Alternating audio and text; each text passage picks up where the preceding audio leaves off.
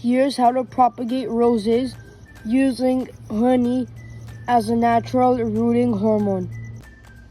The soil I am using here is 60% native soil, so it can adapt to your ideal soil. So when you transplant it later in the soil, it can grow well.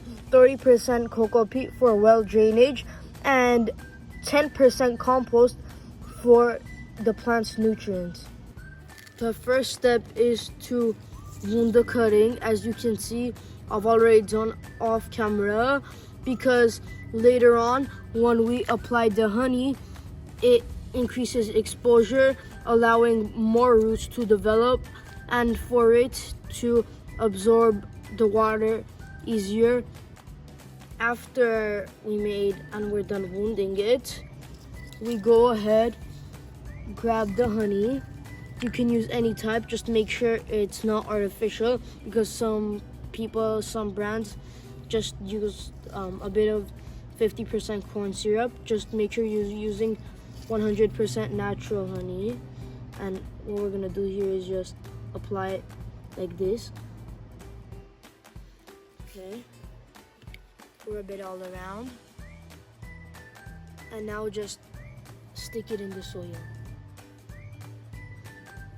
Now I'm gonna come back in a couple of weeks and show you guys how we're doing.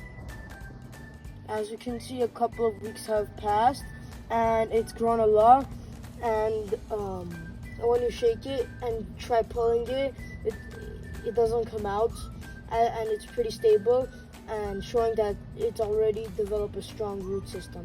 As you can see, already about 2 to 3 years have passed and it's turned into a big rose plant, and it already started blooming.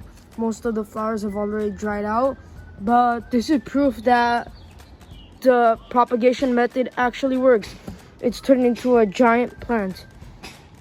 Look how thick the stem has already gotten.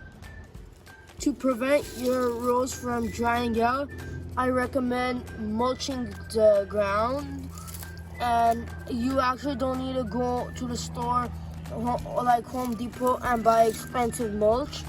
You can just get some dry leaves like I did. It's way more cost effective, and just sprinkle them all over the floor. It's better than the real mulch because over time it decomposes, providing nutrients for your plant, and it retains the moisture, allowing your plant to thrive and allowing you to water less frequently, about once a week. Like and subscribe for more content like this.